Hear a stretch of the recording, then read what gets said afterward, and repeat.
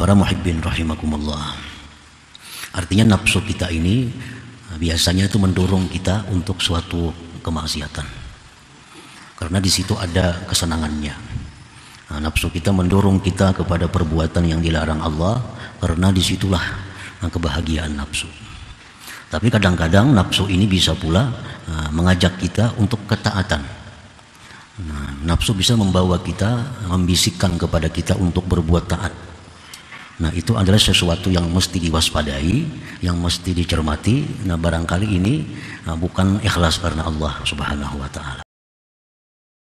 Hazzun nafsi bil ma'siyati zahirun jali wa hazzuha bit ta'ati batinun khafi wa mudawatu ma yakhfa sa'bun ilajuh.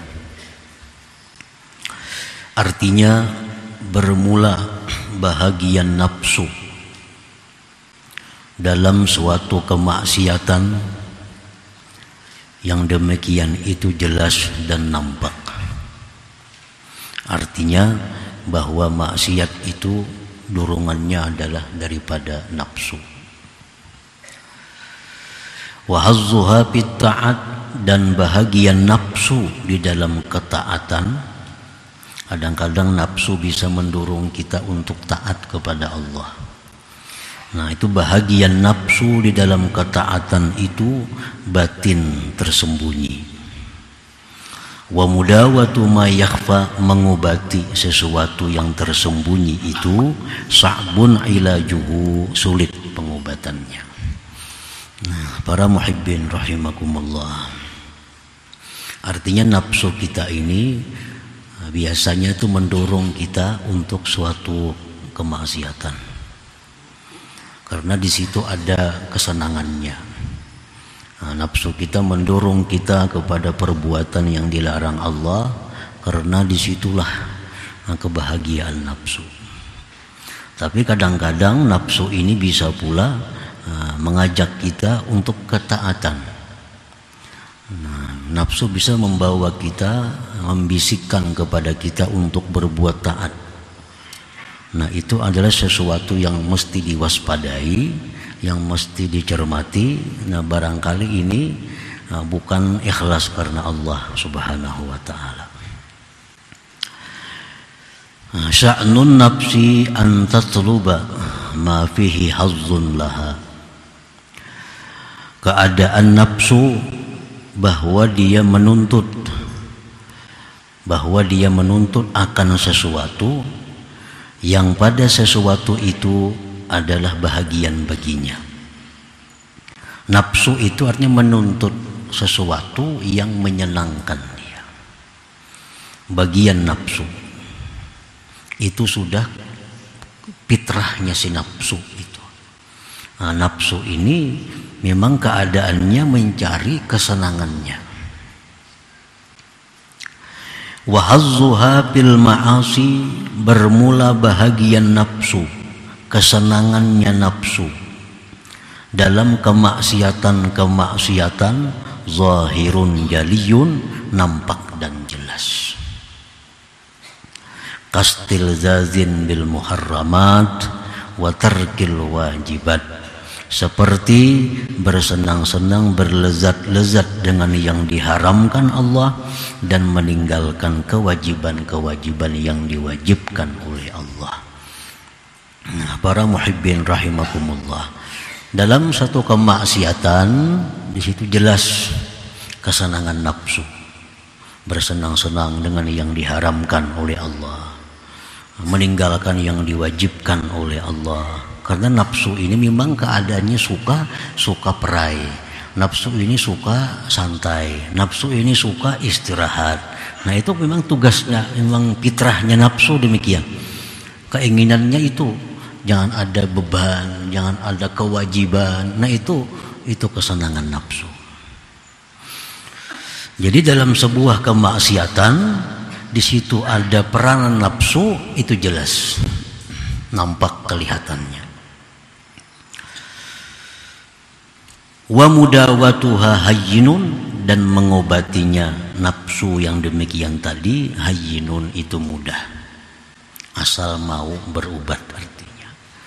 Kalau nafsu kita ini selalu mengarah kepada maksiat, nafsu kita selalu ingin meninggalkan yang diwajibkan Allah, nafsu kita malas melakukan hak-hak yang mestinya kita laksanakan, itu mengobatinya itu nyaman. Asal mau berubat saja, nah bisa berhasil. Wa hazzuha bitta'at, sedangkan bahagian nafsu di dalam suatu ketaatan, dalam satu ibadat, katalabil karamat, seperti menuntut karamat. Nah, seseorang tuh bisa suka baca Quran, rajin sembahyang sunat, rajin bersedekah, rajin sembahyang tahajud. Nah, tetapi di situ ada keinginan nafsu untuk dapat karamat dari Allah. Nah, ini bagian nafsu dalam sebuah ketaatan. Itu mungkin kita kadang menyadari bahwa dirasa itu baik, dirasa itu boleh-boleh aja. Bahwa kita melaksanakan taat tetapi kita mengingini suatu karamat yang diberikan Allah. Nah, itu ada nafsu di situ. Wal ittila bil mughayyabat, seperti ingin mengetahui dengan perkara-perkara yang gaib. Ini misal mengamalkan satu surah dari surah Al-Quran dengan harapan bisa mengetahui perkara-perkara yang gaib. Nah, ini adalah bagian dari nafsu dalam sebuah ketaatan. Ini membaca misal surat ini 1000 kali, surat apa misal dibacanya tujuannya supaya dapat karamat, supaya dapat mengetahui perkara yang gaib, supaya bisa mengetahui isi hati orang.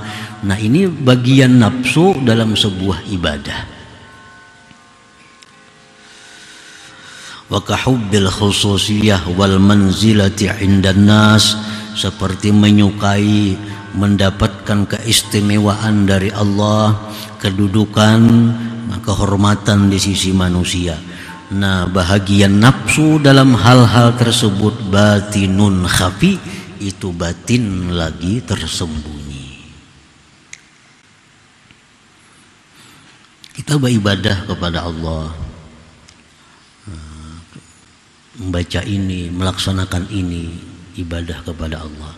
Tapi dalam ibadah itu ada keinginan untuk mendapatkan satu keistimewaan dari Allah. Nah, ini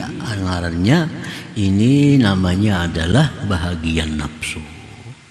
Berarti dia beribadah itu bukan semata-mata mencari keridhaan Allah, tapi ada sesuatu ipik yang didapatnya. Nah, ini tersembunyi.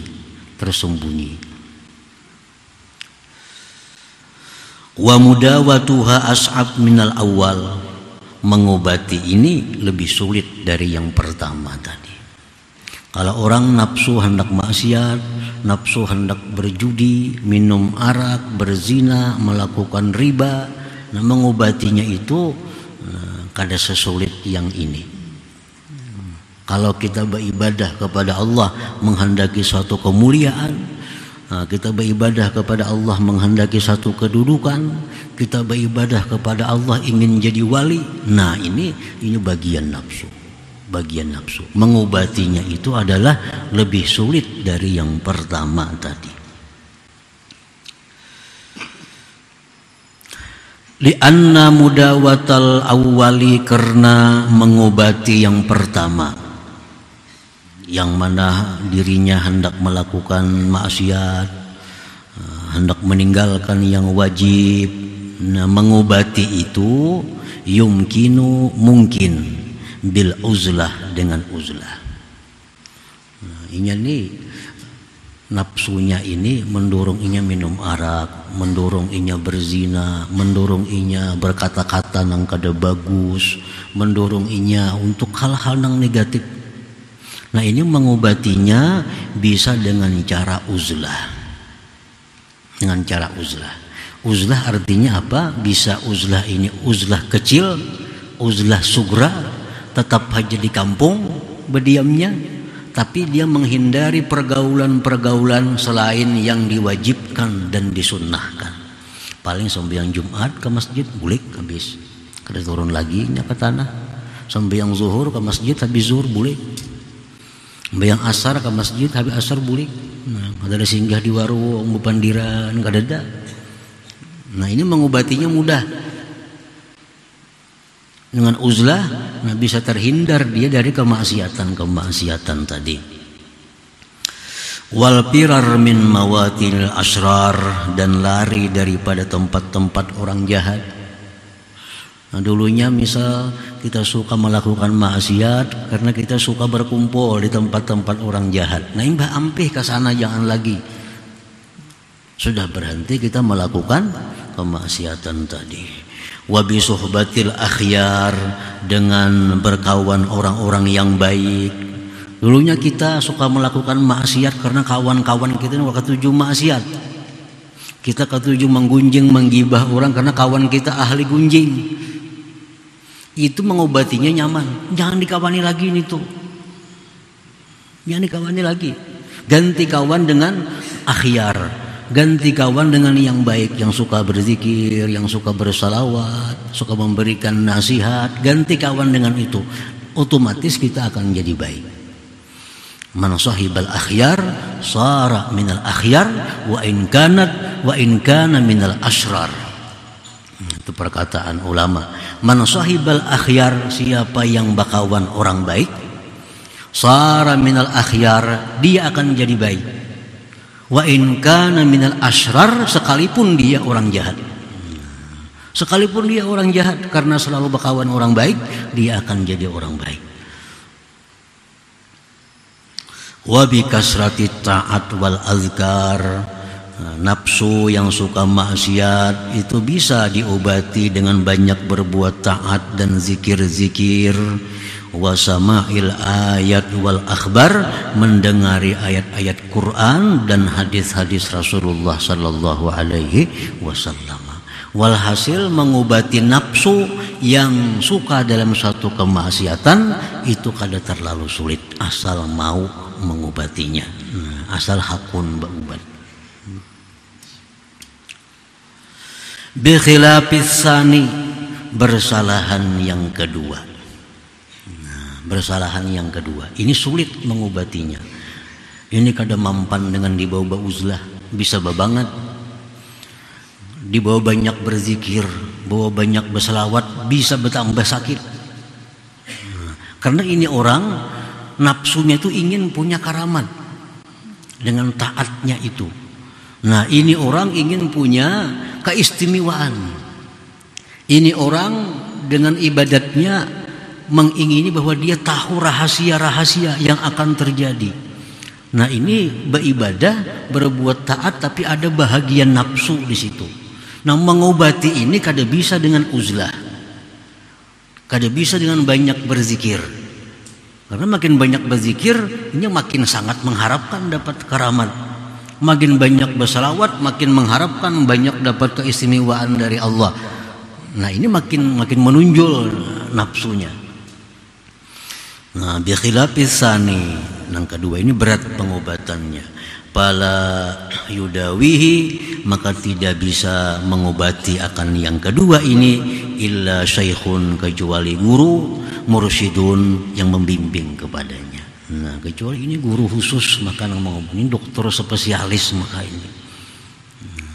Jadi orang semacam ini jangan hendak mengulah amalan sendiri, jangan hendak mengulah pekerjaan sendiri, harus di bawah bimbingan seorang guru yang membimbing dia.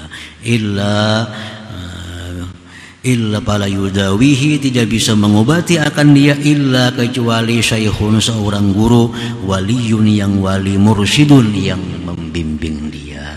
Nah, karena bila gurunya memberinya amalia-amalia, nah, ini kada tahu apa-apa faedahnya, maka ini akan mengamalkan itu semata-mata karena Allah, semata-mata karena mengharapkan keridaan daripada Allah. Ini kada tahu. Kan guru baca ini, baca itu, yang tahu faedahnya pokoknya baca ini. Nah, ini bacanya kada tahu. Jadi apa kayaknya kada tahu. Nah, pokoknya yang mengamalkan ini semata-mata untuk mencari keridaan Allah Subhanahu wa taala. Nah kalau hal-hal yang tadi kada bisa mengobati dirinya kecuali di bawah pengawasan pendidikan seorang syekh waliyin mursyidin tadi. Yashabuhu, yang dia sertai akan itu guru tadi, akan syekh tadi, bil mahabbati shadiqah, dengan kecintaan yang benar, wat tasdiqil jazim, dan keyakinan kepercayaan yang bulat terhadap gurunya itu. Nah, orang ini mesti menyertai gurunya dengan modal kecintaan yang benar-benar cinta kepada gurunya, ditambah keyakinan kepercayaan yang bulat terhadap gurunya. Artinya apa yang diberikan gurunya itu pasti membawa kebaikan kepada dirinya. Itu menurut keyakinan dalam hatinya. Nah, dengan itu bisa diobati ini. Bisa diobati. Nah, para muhibbin rahimakumullah. Fal wajibu 'alal 'abdi ittihamu nafsihi wa muraqabatuha. Maka wajib atas seorang hamba itu berburuk sangka kepada nafsunya dan mengintainya. Nah, dalam hati kita ini ada keinginan melaksanakan sesuatu ibadah. Dalam hati kita ada bisikan, baca Quran. Nah, baca Quran. Jangan selalu percaya dengan bisikan hati ini. Ini nafsu kita menyuruh baca Quran, apa? Ada dorongan daripada dalam hati kita bersedekah. Jangan langsung bersedekah. Nah, jangan langsung percaya dengan apa yang dibisikkan dalam hati kita. Karena kita masih dikuasai oleh nafsu kita. Apapun perbuatan taat yang timbul dari geritik hati kita, jangan langsung dipercaya, jangan langsung diiyakan. Karena barangkali ini ada hal-hal negatif di belakangnya yang akan mencelakakan kita. Nah, oleh karena tadi orang seperti ini harus di bawah bimbingan seorang mursyid yang bujur-bujur, artinya supaya jangan tahu apa-apa. Jam hari ini bersedekah 10.000, jadi gurunya misalnya kalau warakan sedekah. Kan pernah isok bersedekah 20.000 kalau warakan. Jangan tahu apa-apa. Pokoknya percaya penuh kepada pembimbingnya. Nah, ini bisa hilang karena keinginan nafsu dalam ketaatan kepada Allah Subhanahu wa ta'ala.